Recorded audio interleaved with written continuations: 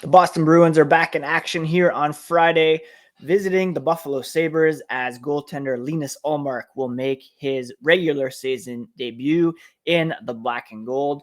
Gonna tee up that game as well as be joined by Mer Zylberberg for the latest this week in hockey. Let's get into today's episode of Locked On Boston Bruins, shall we?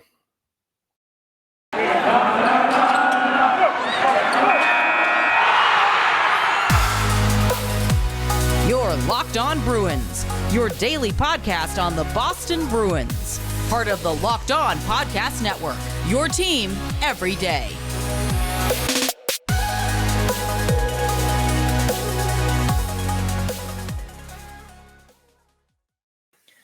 What is up, Bruins fans? It's your host, Ian McLaren, and this is a daily show where we discuss all things Spoke to Be, as well as take a look around the NHL. Today is Friday, October 22nd, and like I mentioned, the Bruins will be playing tonight in Buffalo, and I'll tee that up here in a second. But first, I want to thank you for making Locked On Boston Bruins your first listen every day. We are free and available on all platforms, so please subscribe if you use Apple, Spotify, Stitcher, Google Podcasts. Pocket Cast is what I use for my Android phone. We are also on YouTube, and you can subscribe there and watch 5 days a week over there as well. And I'll be adding the odd special quick clip on the weekends, perhaps, or after games, just to give a brief recap of what is going on. If you're on social media, you can follow the podcast at Locked NHL Bruins on both Instagram and Twitter. And we got some, daily content up there, lineups, links to the podcast, etc. So please do check that out if you have a moment. So the Bruins, couple games coming up this weekend. One tonight against the Sabres. Then they'll be back home to play the San Jose Sharks on Sunday afternoon at 1 p.m. As far as tonight's game goes, you'll have seen the other night that Nick Foligno was injured in the loss to the Philadelphia Flyers. He will not be able to play. He's day-to-day, and Anton Bleed will sub in for the injured Foligno. Bleed will play on the fourth line on the left side alongside Trent Frederick down the middle and Carson Kuhlman on the right wing to compensate for Foligno's spot on the third line. Thomas Nosek will move up and play right wing with Eric Haula and Jake DeBrusk. Now, there's also a change on defense, and that is John Moore coming in for Connor Clifton. Bruce Cassidy said, it's not an indictment per se on Clifton alone, but the defense as a whole needs to be better. And so John Moore will play on the right side with Derek Forbort, Matt Grzelcyk bumped up to the top pair.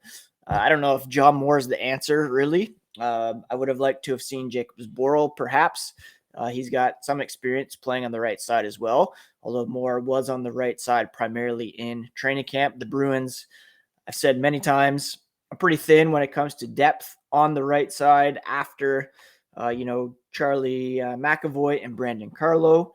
That may be something that has to be addressed before the trade deadline or, with the call-up of a Brady Lyle if he continues to impress in the AHL. And, of course, Linus Ullmark will get the start in net. He will be playing against his old team, the Buffalo Sabres. His first regular season start as a member of the Boston Bruins. And he'll be looking to, help the team get back on track after a poor defensive performance against the Flyers, many turnovers, many miscues, and Jeremy Swayman unable to compensate for that in net on Wednesday. So hopefully Ullmark, as the veteran, can come in and kind of stabilize things for the Boston Bruins. So that is pretty much the lay of the land heading into tonight's game.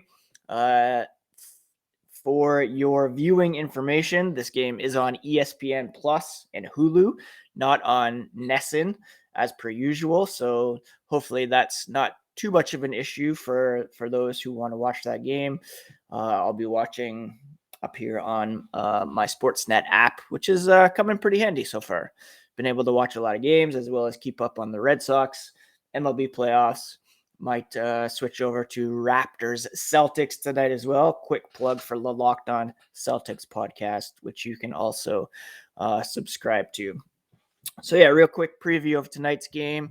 When it comes to the Buffalo Sabres, they are 3-0 to start the season. Very surprising. And hopefully the Bruins can bring them back down to earth and kind of help them to get down into the basement of the Atlantic, which we all believe is where they will end up in the end. Now, before we get to this week in hockey, just a quick word about Built Bar. Built Bar is the best tasting protein bar on the market, and it comes in so many delicious flavors. There's really something for everyone. There's coconut, cherry barcia, raspberry, mint brownie, double chocolate, salted caramel, strawberry, orange, cookies and cream, and German chocolate.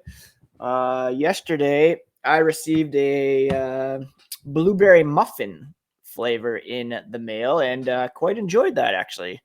Very soft, easy to chew. They're all covered in 100% chocolate.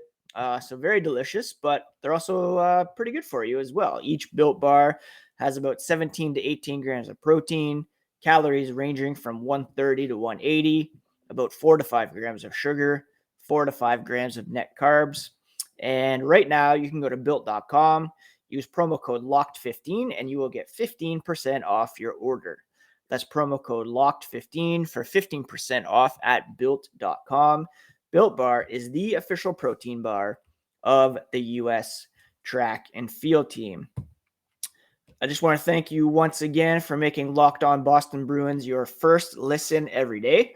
Again, we're free and available on all podcast platforms, and we are also on the YouTubes. So please subscribe over there, and you can get a peek into my living room / home office every day. And let's jump to this week in hockey as I welcome friend of the pod, Mer Zylberberg. We don't want the Locked On Celtics background now, do we? Let's pop this up. There we go. That's better. But why aren't we being seen? I don't know. It just looks like we're hide that. For those of you who are watching on the YouTube, you'll see that there's some confusion with the background. How are you doing today, Mir? I'm great. I just came from the hair salon. Oh, yes. That I know we are on video now, but, it's not necessary to get my hair done for the salon podcast. Right before. To get my hair done for you. Before. This was my self-care day. This is why we had to bump the pod to 12:30 instead of 11:30. Apologies. Mary had to get her hair done. No worries. Now, why I'm can't I good. get rid of this Locked On Celtics background? That's quite annoying. Anyways, as I sort this out, how's it going today, Mir? Happy Friday. It's good. Yes, happy Friday. That's really all there is to it. I am getting some stuff done today, cleaning up around the house. We just had a bathroom redone. I know you've been doing some updating in your house as well, a new foyer, right? True. Foyer for all you Americans. Foyer, yeah. All right. And sorry, this is going to have good. to do for now. Yes, yeah, we it took a while actually because we bought an electric fireplace for the office, my home office, our living room, which I've been keen on getting for a while. And then we realized it fit perfectly into a bookshelf from IKEA. And so we wanted to get a third bookshelf, but they were like out of stock everywhere. So we had to wait on that. But finally put that together the other day, and I'm not going to tell everyone that you dinged it. Whoops. I did ding it. You know what the problem is? It's very easy to put together, but there's you have to nail it the back into the shelves. And then the middle part, the top and bottom is easy because it just lines up perfectly. But then there's the middle part, and you're supposed to put a pencil and draw a line across so you can keep it level. I didn't do that. Tried to just do best guess and kind of dinged the shelves a little bit from the back, but it's all covered with books, so you can't even tell. Awesome. Well, we did a bathroom, and I'm quite pleased with it. But finally, there aren't contractors in my house for the entire day, and I have a lot of cleaning up to do. So, going to take care of some of that this afternoon, and that's really all. Are you going to be watching Sharks and Leafs tonight, 6 p.m. Eastern What time? kind of question? Oh, it's at 6. Ooh, an early game. Mhm. Yes, of course I'm going to be watching. The But Sharks. you just actually made my day because I didn't realize it was at 6, and we only have 2 episodes of Only Murders in the Building left, and I really want Oh. to finish. So I'm glad the game's earlier because that means we can actually probably finish, and then I'll start Succession. Leave me alone. I still have to watch the season finale. I haven't watched that yet. Of Only Murders, yeah. No, we Of have Only so Murders, we yeah. we have 2 more, and it's really good. We're getting ahead of ourselves with the TV talk. Sorry. I know. You asked what was up. In local news, I just have to mention this because this is really crazy. There was just a story that came through on the news. Guelph police arrested a machete-wielding clown around 2:30 a.m. this morning. Apparently, he approached a local business, dragged a man out of the business. The police were called, and then he biked away, dressed up as a clown, carrying a machete. So we are looking to move. Fascinating. Yeah.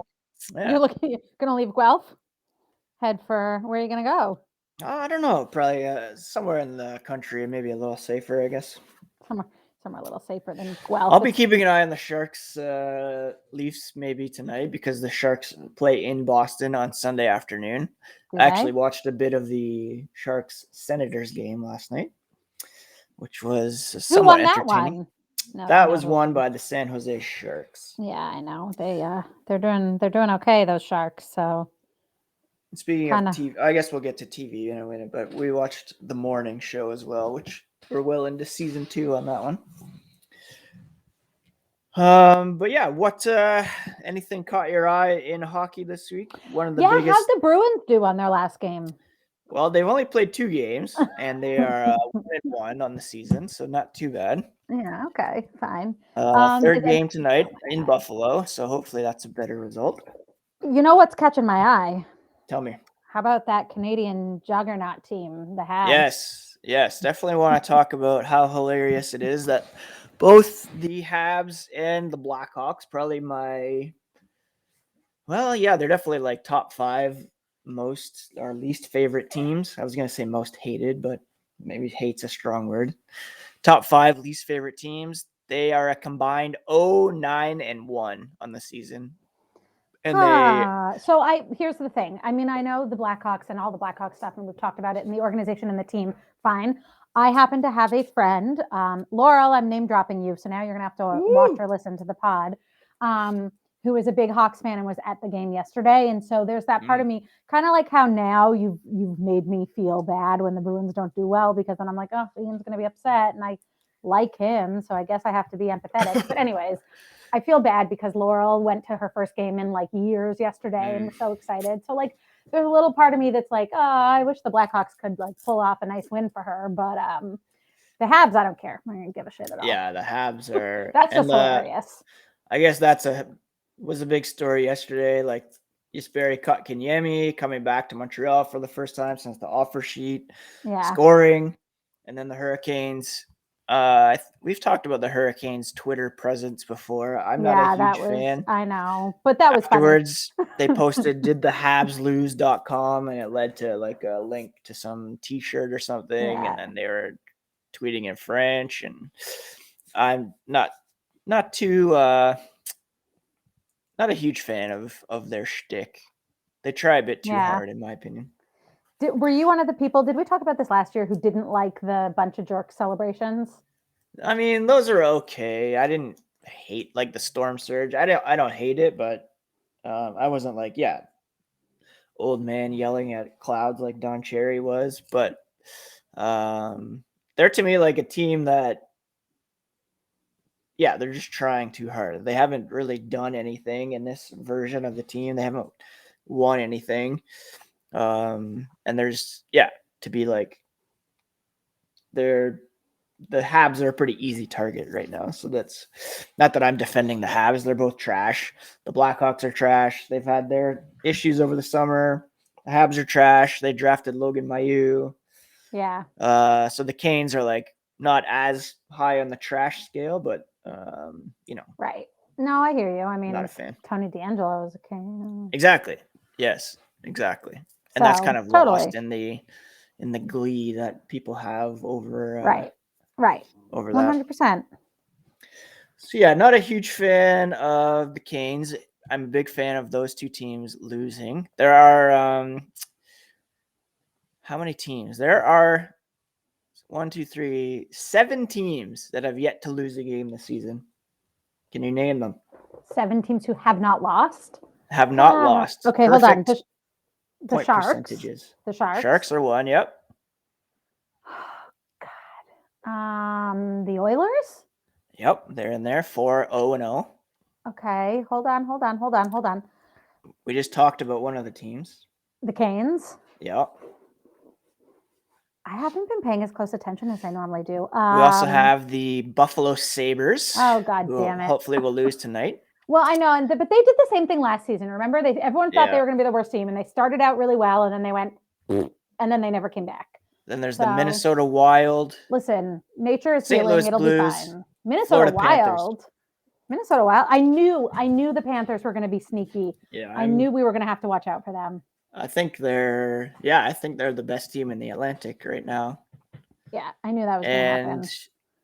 I guess one note on the Sabres before we talk about something else is Emily Kaplan of ESPN saying that like Jack Eichel is going to make one last effort to convince the Sabres to let him get like the disc replacement surgery that he wants instead of the disc fusion. So maybe it's possible he could play for Buffalo again, but I don't know. It is so messed up to me. I know that this team can dictate what kind of medical procedure this man can have. I know that it is wild for sure. It doesn't make any sense. Like, yeah, he should be able to. I mean, I get that he's under contract. There's a collective bargaining agreement between players and teams, but still, it's like if there's science to prove that it's an effective surgery, then, that's what he's going to try to show, I guess, then there should be no reason why he can't get it. Right. And I mean, maybe they could put in some clause where like, if they let him get it and it doesn't work out, then they can, be compensated somehow, or who knows? I don't know how that would work. But even still, like, that still seems so ridiculous to me because I understand he's a player on a team, fine, but like he's a person who needs a medical procedure. He should be able to choose what he does to his body. It's true. Like, it's very true. It's just insane. Who cares? Like, let the guy fix himself. Yep. I don't even like him. And I feel like this is like when the whole thing happened with Tuukka Rask and the bubble and the leaving. And I was like, I don't even like the Bruins. I don't even like the guy, but like, leave him alone. It's so insane that this is actually an issue that has been going on for what? Like, it feels months. Like probably a year, close to a year. Yeah, I can't remember when he was actually injured, but yeah. This poor kid has needed surgery, and the team he plays for won't. I can't. It's so mind-boggling to me. Apologies for my language, but so fucked up. Yeah. Like, there's just no other way to say it. It sucks too because he probably won't be able to play at the Olympics either because he's going to have like a month's long recovery. So It's not like he's choosing to. He wants to do the surgery to screw over the Bruins. He wants the best possible result for himself. He's hurting himself in the process too. He can't play for the season. He can't play for the Olympics, but he wants a long-term solution. Probably so that he can play in the future, but also probably so that the guy doesn't have to live in pain. Yeah, exactly. Like, come on. Yeah. Oh my God. Clearly, I feel strongly about this. I didn't even know I did. Yep.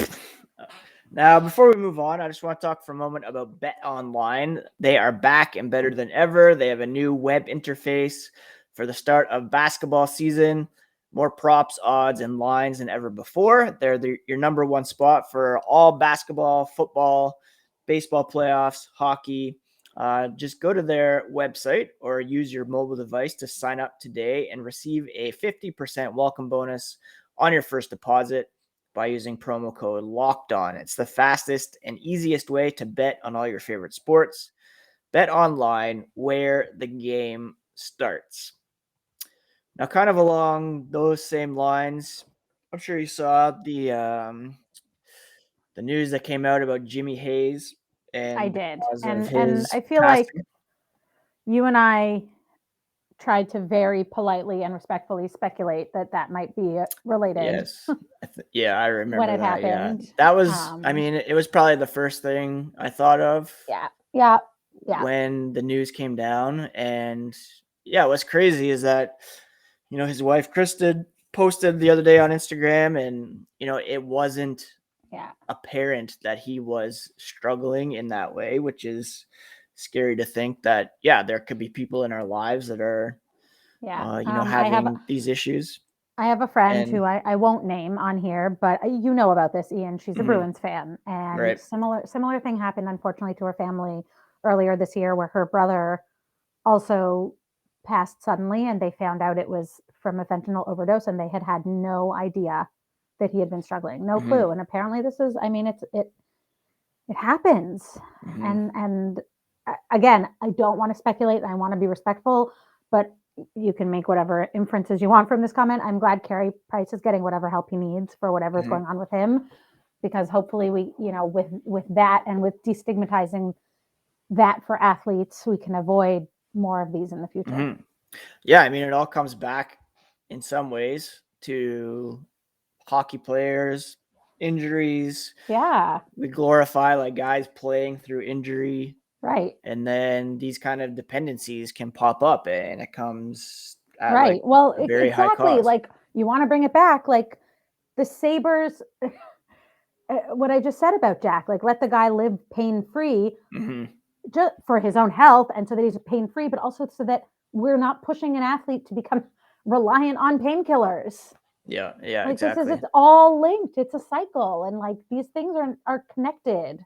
Yeah. My God. That's what I'd be saying if I was Jack and his representation. I'd be like, I'm not trying to make this sound cheap. It's not, but like, there was just a very public former NHL player death because of a reliance on pain medication. Yeah. Like, and even like I read Rick Westhead of TSN. He had an article with Len Bugard, who was Derek Bugard's father, and he passed away, similarly. And he's like, what's it going to take? Do we need like 4 or 5 guys to die within a month? Or do we need like a steady stream of this kind of thing to happen for things to take action? Was there a wrongful death or an attempted wrongful death suit by one of the former NHL wives? I can't remember who exactly. I feel like it was a Leaf. It was. Wade Belak? It might have been Wade Belak's widow. She's been trying. I mean, but that, I don't think that was related to pain meds. I think that was post-concussion syndrome and that sort of thing. But still, these aren't, they're both similar idea. I think the thing that's going on with the Sabres right now really publicizes how how involved teams and organizations get to be in a player's medical choices, and that has repercussions forever. Yeah, exactly. Like, it doesn't just impact the player for the time he's playing for your team. It impacts him forever, and it impacts him beyond him being a hockey player. Right. It kind of goes with what Robin Leonard was tweeting about a couple weeks ago. Yeah. Like, you can see why it's fun. Maybe not fun is the right word, but like, we joke about, when cocaine in the NHL comes up per se. But then you think about if there's guys who are dependent on sleeping pills, then it would be logical that they would also be dependent on something to get them going when they need to be. Do you know what I mean? Yeah. Like, it's all tied together, and it's like this vicious cycle of getting up, getting down, pain tolerance, and all that kind of stuff. It's a lot more prevalent than we think, or maybe know it to be. I think, and it's really sad, and hopefully some steps are taken to take it more seriously for sure. Yeah, absolutely. Well, that was chipper and exciting. A bit lighter. Let's get back to some TV talk. So Only Murders in the Building. You're gonna hope to watch that tonight? Yeah, only if you're. But okay, where do you watch Only Murders in the Building? Disney Plus. Okay, because another Canadian friend was like, "What's it on?" And I'm like, "Hulu," and they're like, "What's Hulu?" And I'm like, "Wait, what?" Yeah, it's on Disney Plus up here. Okay, so Only Murders in the Building is on Disney Plus in Canada. It is on Hulu in the US. It is adorable, but it's not adorable in the way that like you think like, oh, that's a cute little show. It's just like it's hard. How would you describe it? Like it's not like a Ted Lasso Schitt's Creek. Like it's not like that kind of funny like comedy sitcom, but it is funny and I don't know what you would compare it to. In some ways lighthearted. Like it's lighthearted and it's just you wouldn't compare it to anything. It's very unique. Yeah, for sure. Maybe like so Barry, maybe or something. I don't know. And like the even if you're young, like my colleague the other day who asked me what the X-Files is. Oh my God. Gosh. Steve Martin and Martin Short's chemistry is everlasting. Like they are so perfect together. Mm-hmm.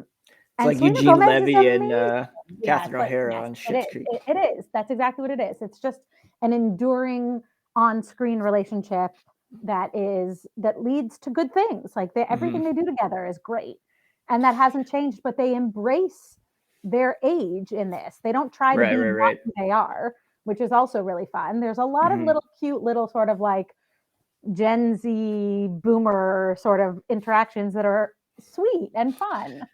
Now you must watch Succession before the I know. What we'll probably do is watch one tomorrow, and then Sunday's the new one. Exactly. Yeah. And Sunday is a new season of Curb, which I'm very excited about. Oh, I don't like Larry David. You don't like Curb? I don't like Larry David. Oh my gosh. John watches Curb, but I don't like Larry David. I started rewatching Seinfeld because it dropped on Netflix, and I don't know if this is controversial, but you know, in like old Seinfeld episodes, there's like stand-up bits. At the beginning. Yeah. I skip over those because they're like so. Well, if that's controversial, how's this? Boring. I don't like Seinfeld either. Oh my gosh. I know. It's not my thing. It was just never my thing. And also, I feel like it's one of those shows where if I did watch an episode now, like the humor does not stand the test of time. Yeah, like, the first season is not great, but it does pick up obviously. So I don't know. I'm I was excited really to see into if it does hold up. Friends, but no, I'm waiting. I mean, Succession. I'm glad Cobra Kai. Like, I really want more Cobra Kai. I'm like chomping at the bit for that. I didn't realize, you know, the guy on Cobra Kai, Stingray. That like older. He's like a serious actor. He played like Richard Jewell in that Clint Eastwood movie about the Atlanta bombing. Oh, I heard him on a podcast this past week, and cool. I'm like, wow, why did it's interesting. Wait, I have a question. I'm excited about that. You know things. Is The Boys coming back ever? It is, yes. I think when is The Boys coming back? Ozark is January, right? Is that what we saw? January. Yeah, you told me that, and by told me I mean I saw it on your Instagram. You didn't tell me, which is definitely rude. Coming back. I'm not sure exactly when it's coming back. It's really rude that you didn't actually personally send me that Ozark news. I'm sorry. Yeah. I think it should be back for. Oh, I don't know. Should be back fairly soon. The Boys. There's a couple shows in November coming back that I'm very excited about. What shows? Yellowstone season 4. Oh, yeah, I haven't watched that yet. Oh my gosh, so good. And also Narcos on. Netflix. I mean, I love Succession, sure, of course, but I like the Only Murders in the Building, even Cobra Kai. The episodes are like the perfect size. Right? Yeah, length. That's true. Length. You should check out Reservation Dogs as well. That one's really good. Yeah. And then that one's on Disney Plus up here as well. There's apparently a show. It's kind of, I guess, a reality like about treasure hunters in Canada. Do you know this show? Someone was telling me about. What's it called? Something. Beachcombers? No. It's called like the Treasure of Something Island. I don't do reality shows really. It's not like it's like a. Oh my God. Remember when there was that like fisherman show on TLC that was like the huge thing and everyone was super into it? Do you know what I'm talking about? Duck Dynasty? It's like one of those types of shows. No thanks. Hard pass. But like not like Duck Dynasty, but like that kind of reality, or like Bear Grylls in the woods, like that kind of reality. Oh, okay. That's not like that that's makes fine. sense. That's fine, yeah. That's fine. I'm like, you have to know what I mean. Any weekend plans? Yeah, ready? You're gonna kill me. It's Pelafondo weekend. What does that mean? You've been around for a couple Pelafondos. Mer's riding 100 miles this weekend. Oh, why? You remember how I do that sometimes? Right. I do like 50 miles each day of the weekend. The last time I did it was around my birthday. Do you remember that? That's insane. I do. Yeah. So I'm doing that this weekend. So that'll be most of my mornings tomorrow and Sunday. And then I think we're going to try to do a little bit of an impromptu outdoor gathering Sunday because Logan had a birthday this week. Right. As Ian knows, unfortunately, my father-in-law has been in the hospital for quite some time. He's home now and on the mend, but so we didn't really get anything formal organized. So I'm trying to pull something together for nice. Logan. Very so that's cool. all. I'll be at the rink a couple times for our boys 6 a.m. hockey. No, actually, it's 2 p.m. this week, which Ooh, is much nice. more manageable. Yeah. And then 10:30 on Sunday, home back in time to watch the Bruins because they play at 1 p.m. on Sunday. You get so many afternoon games. The Leafs need more afternoon games. It's really upsetting. Yeah, I don't love the afternoon games, but I like them. Nice, 6 p.m. is a good time for me because then I don't have to stop watching to put my kids to bed and I can still watch another show after. So I like 6 I think they did that because they're traveling tonight to Pittsburgh and they needed extra time to like clear customs. Right, they're playing in Pittsburgh tomorrow, or the Sharks. Who is? No, are the Leafs in Pittsburgh tomorrow? Yeah. No, you're right. They are. Without Crosby, without Malkin, without Jeff Carter, and they're starting goalie because those two are in COVID protocols. A lot of big names in COVID protocol right now. Yeah, which is not good. I have Nathan McKinnon in fantasy, and he started the season in COVID protocol, but he's back. Yeah, that's true. Yeah, and I had to make a lot of lineup changes. Anyways, I know I lost Jack Hughes in one of my pools, and I was devastated because it's a salary cap pool, and you can only replace like. Right. I can't just put him on IR and pick up the best available player. I can only fill in his. So I had to pick up some scrub from the Vegas Golden Knights, and very mad about it. Anyways, I think that's it for this week in hockey and TV. Thanks so much, Mer, for jumping on. TV. Thank you, everybody, for making Locked On Bruins your first listen every day. You can find the podcast on your favorite platform for podcasts as well as on YouTube. Please subscribe, get those numbers up on the YouTubes, and we'll be back on Monday to recap the weekend's action. If you do follow on YouTube, I might pop up, short videos after tonight's game and after Sunday's game, just as a quick recap, as a little bonus content. So, I hope everybody has a great weekend, and talk to you again on Monday here on the Locked On Boston Bruins podcast, part of the Locked On Podcast Network, your favorite team every day. Bye.